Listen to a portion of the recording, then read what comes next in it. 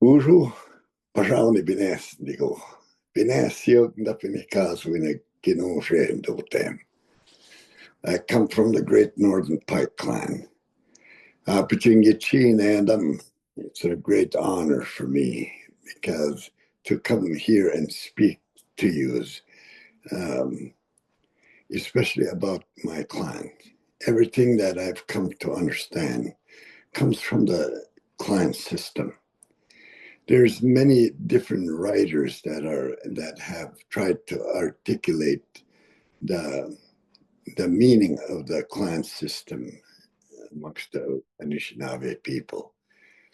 If you look at, if you explore the history of this part of the world of Canada, you'll find that the interactions that Europeans had with the Anishinaabe as they tried to document and put things on paper, that that way of communicating wasn't a part of our reality. So a lot of the people that were instrumental in signing treaties, for instance, signed with an emblem of drawings of their clan, the different animals that totemion, that's what they call it in Ojibwe, and it traces your lineage from your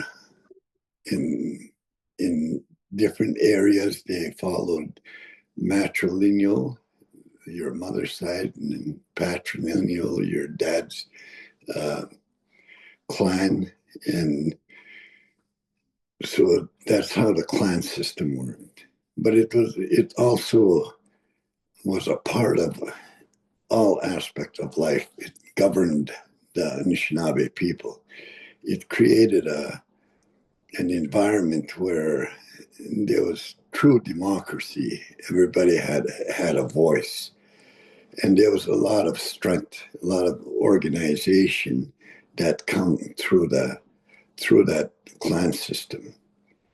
And as the encroachment of Europeans, the French and the British, they knew that where the strengths were, and they made efforts to try and erase that from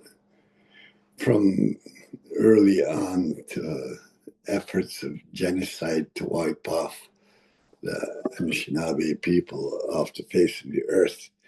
When they knew that those efforts weren't working, they tried other means, and many have come aware of the residential school, the 60s school that have been on the news lately, of again some of the efforts that the government was trying to use to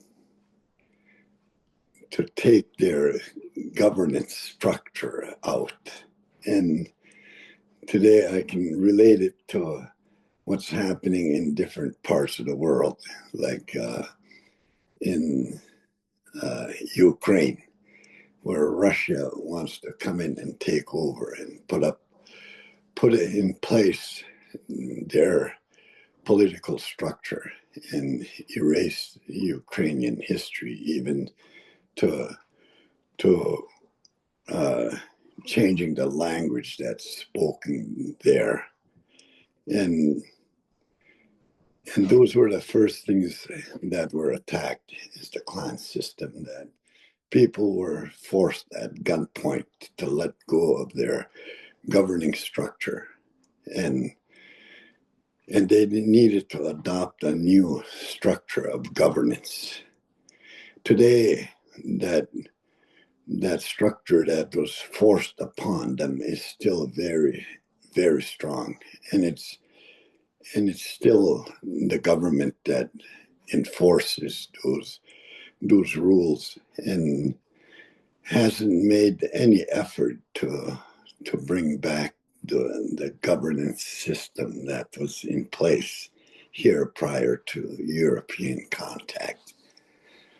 So all the different clans had certain responsibilities toward society through, and they're derived through spirit. In this area here, there's a place they call Manitoba, and there was a place where only the people from the fish clan, so the fish clan, were allowed to fast there, and that's where the clan system originated from. And it was the sacred responsibility of those people that come from the fish clan to help others understand what that great clan system was and how it would help people from around the world.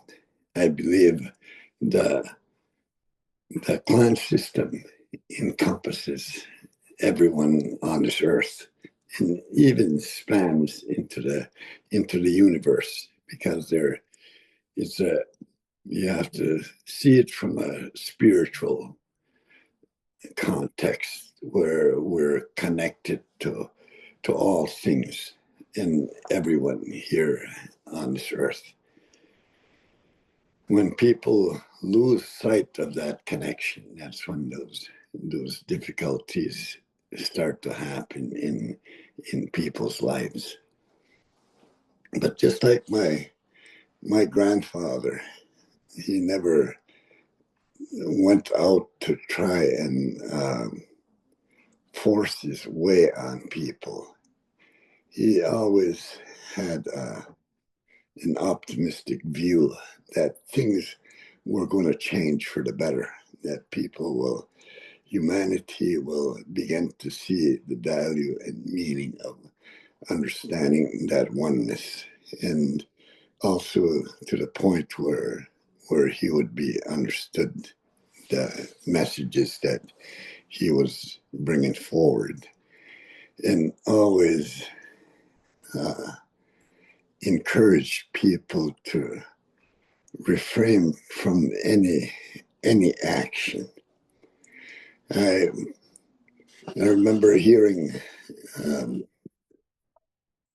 seeing a book that was written by a Jesuit priest about what they were witnessing as they were visiting Anishinaabe communities, that they'd seen that the children were never punished or hit for any reason. And to the Europeans, there was something wrong with that, where they couldn't discipline the children. And that's one of the first things they wanted to change, to make sure that to discipline their children.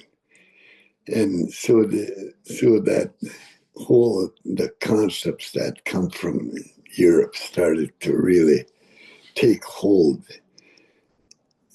amongst Anishinaabe people, where all of a sudden today we see violence happening at levels that were never heard of. Like they're an epidemic in terms of how violent these things have gotten in the community. And it's through the loss of that connection and the responsibilities that come from the great clan system. Yeah, the clan system provided a structure that created balance, created social order. So there was no conflict, there was no fighting, there was no competition. All the values that were held dear by Anishinaabe people, like even not owning anything, not saying this is mine, that sharing everything with one another, those values were brought forward, and there were mechanisms that were in place when people started to go off line from those sacred ways, and people understood. To me, it's clear when I think about it, but I know that if you've been introduced to a different way of thinking, it's even hard to comprehend, to bring your thoughts that can be a reality. But to me, that's a reality that still exists, and we as individuals can move toward that and apply those things in our daily life and interactions with one another. every family was represented in those deliberations, and not only uh, the different clans, but also um, their age wasn't a factor, because even the young people had a voice, and and even there, the young people were given a stronger voice, as if they had more knowledge than previous generations that have walked. So they tried to ensure that view was held. And part of our whole, even our organizational structure at Wikungewin, one of the customs, when they say Wikungewin, it's a process where you're giving tobacco to each individual and families to come and speak on any issue that you want to bring forward, any concern that people have. So you're asking not just the people, but their spirit. So I'm named after the Thunderbirds. I come from the Great Northern Pike clan. So when I go there, I'm also representing the beings that fly that are up when you look up into the sky, and also into the water. And many, whether they're named after the trees, the animals, or any other element like the wind, fire, the earth. Those are represented there, and you're also speaking on behalf of those spirit. Everything has a spirit. So again, that view and that connection becomes broader as a result. Me, when my cousin first came to residential school, and he came in the door, and this young man started hitting him in the face, and he didn't even know how to respond. He didn't know how to react. He's never been hit. We didn't hit one another in the community, and all of a sudden we were getting hit in residential school. So he had to learn real fast of what he's supposed to do and how he's supposed to react to somebody hitting him in the face, or kicking him and pushing him. All those kind of actions, all of a sudden we're being taught. And it's like we're being taught to fight one another. And not only that competition or trying to beat another person is not just at a personal level. It's at the level of even governance. So they're telling people that you have to adopt our form of governance, you have to compete for one another. You have to try and beat each other, try to get people to vote for you. So things like that. And there's an incentive. You're going to get paid this much if you can end up on top. So it's just like in residential school, the priests and the nuns were making us fight one another. The Indian Act makes the people fight amongst themselves in the community, and right down to today, it's like divisions. If you have a large family, you can put your brother in there as the chief, and all the resources goes toward that particular structure that's put there by the colonial system, the British parliamentary system. So it's like they're constantly fighting. They're encouraging competition. So they stopped fighting in residential school. They don't do that in residential school anymore. But they're doing it in the band office. They're doing it at the Chiefs Assembly in in Ontario or at a national level. That continued violence is being perpetrated at those levels and reinforced. So that's one of the things that I try and bring forward, that people have to stop